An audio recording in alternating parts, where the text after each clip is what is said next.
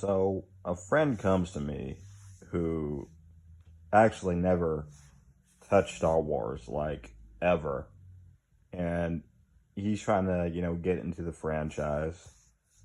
And he asked me, as someone new to the franchise, where do I start? Because there's like so much content, around Star Wars. And it's honestly overwhelming. And I'm surprised he's never watched like any of this. If in the past he's watched like maybe one of the prequels or something like that, but I don't think it was all the way through or anything.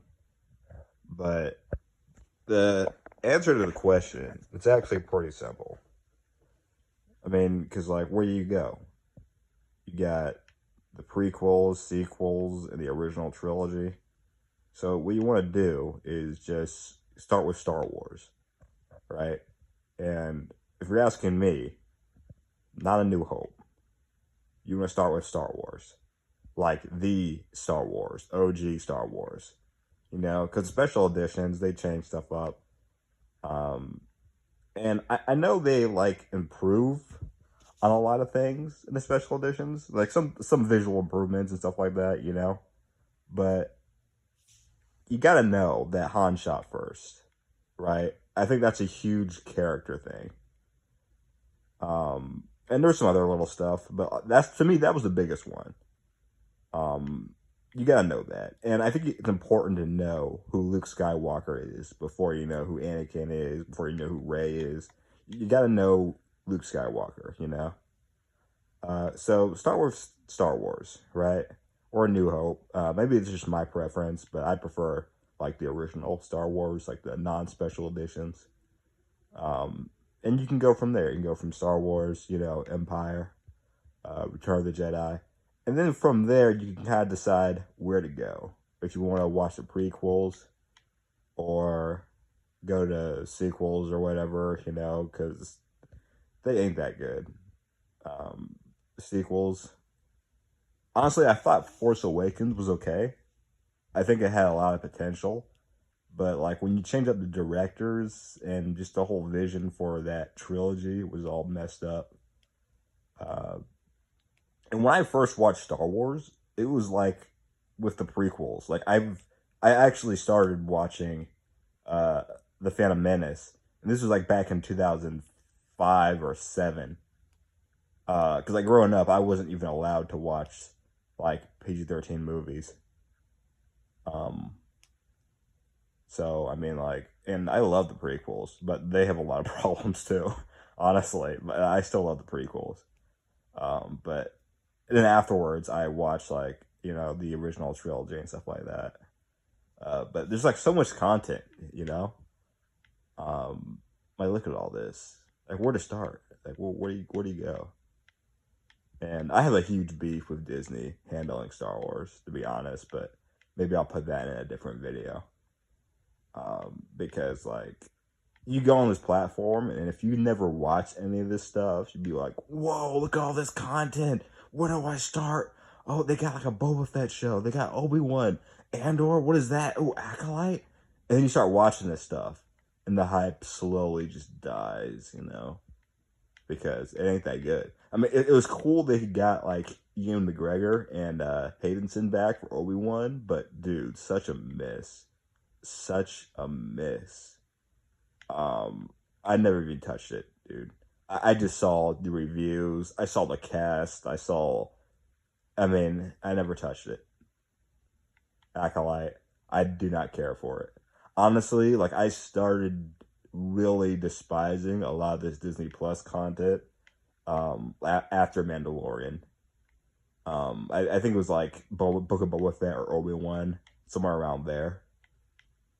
Um, because like Mandalorian, honestly, like season 1 was my favorite, to be honest. And I think the reason for that was it wasn't really trying to be the next big thing, you know. It was really grounded. It was just trying to tell a small story that didn't have anything to do with anything else. Like, if you never watched Star Wars before, you could actually watch it and just enjoy it for what it is.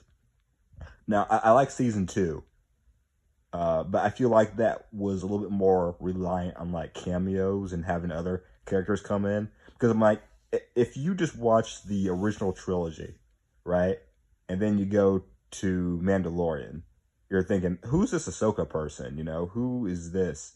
Okay, I thought Luke was the Last Jedi or whatever, you know, and it's kind of confusing. And you have like Clone Wars characters popping up. It's confusing. And maybe I'll put this in another video, but I think Ahsoka should have actually died in the Clone Wars TV show, um, and not made her way past episode 4, honestly. But that's a different video. I think that's the opinion for a different video. Um, but yeah, definitely start with the original trilogy, and from there you can kind of do whatever you want. I'd recommend prequels. Um, yeah, original trilogy, prequels. Then you can kind of do whatever you want from there. And don't get me wrong, I love the Clone Wars, but I can see that being kind of a turnoff to people if they just want to watch the live action, because you know it being animated. Although I do think that's some of the best Star Wars out there, but I totally get that kind of be a turnoff because it's animated.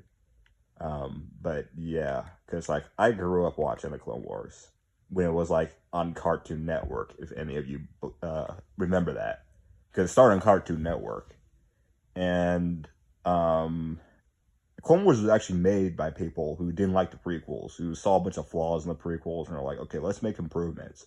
And I think it really helped people appreciate the prequels, because I mean the prequels, they got a lot of good stuff and they got some bad stuff too. Because I mean a lot of the acting, especially I think in Attack of the Clones, is kind of hard to get through. Um, but in the world building, certain characters were just really uh, they had a lot to explore, I think. But yeah, I mean Revenge of the Sith. Uh, I like the Phantom Menace too, but Jar Jar kind of ruins it for me.